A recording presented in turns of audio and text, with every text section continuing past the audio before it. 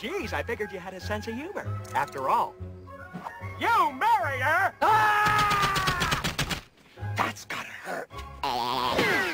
Some movie quotes are hard to do, but speaking of hurt, we just looked at how do you read in data, and of course it worked super simple and easy because I picked data sets that work that way, but sometimes this command has things that don't work out so nice. So I want to show you what do you do if it doesn't read in the way you thought. Let's go back to the list of data sets. I want to look at this one called sparrow. Here we have birds that either perished or survived a snowstorm and their wingspan. And later we're actually going to test if there's a difference. Let's grab this URL, and I'm going to call this dataset Sparrow. Careful to not accidentally name it after one of the variables in the dataset. Notice true has to be in all caps. That's part of how R works. And I get an error when I read this in.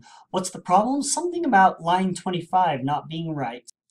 Well, if I go back to the original data down at line 25, it's because one column stopped and the other column kept going. And R got confused. Does this belong to the first column? Is it part of the second? What's going on here?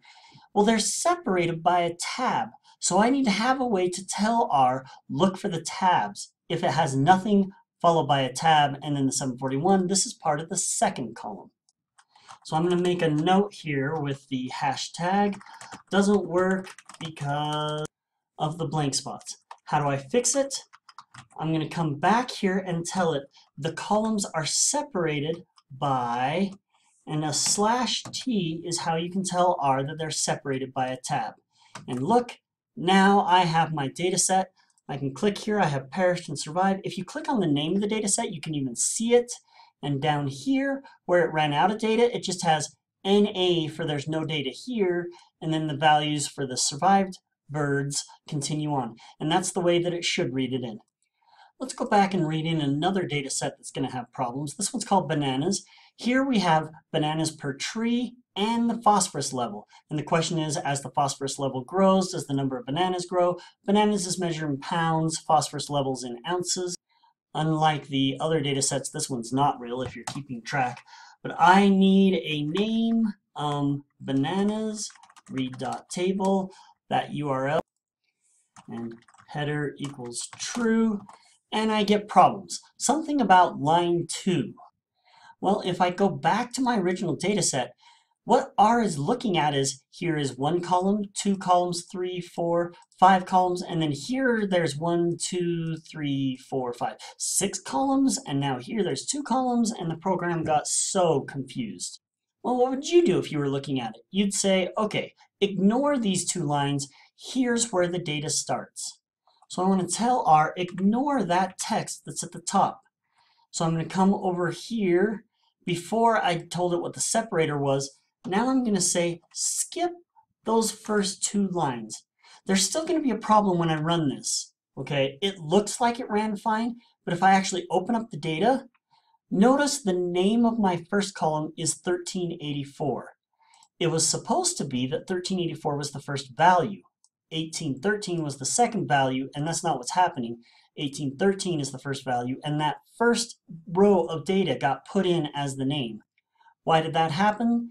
Because I told it right here header was true, and so it took whatever it read in first as the name. So now I'm going to read in this data set. Need to tell it that there is not a header now. So I change that true to be false. When I run that, I now have all my data in beautifully. But it called it variable 1 and variable 2 because R didn't know what else to call it. If that bugs me, I can fix it. But I don't necessarily have to. I could say bananas $B1 and then give me the average for those. And that will work. But just in case it bugs you, we can change the column name of this data set bananas to be, oh, I was about to call it bananas for the first row, but that's the name of my data set and I don't want to get myself confused. I'll call it count. And phosphorus. I've seen lots of students accidentally name their data set and one of the columns of their data set by the same thing, and that can cause problems. There, and now I can say mean of bananas $count, except I can't spell bananas, and there we go. Please also note that all of this can be found up here where we go back to the class page, and there's a link that says commands in R for this class. Here's some basic stuff. Down here, data manipulation. Here's the read.table. And over here, we have the one where it's separated by a tab. Here where we skip lines. So you don't need to necessarily memorize all this, just know where to find it.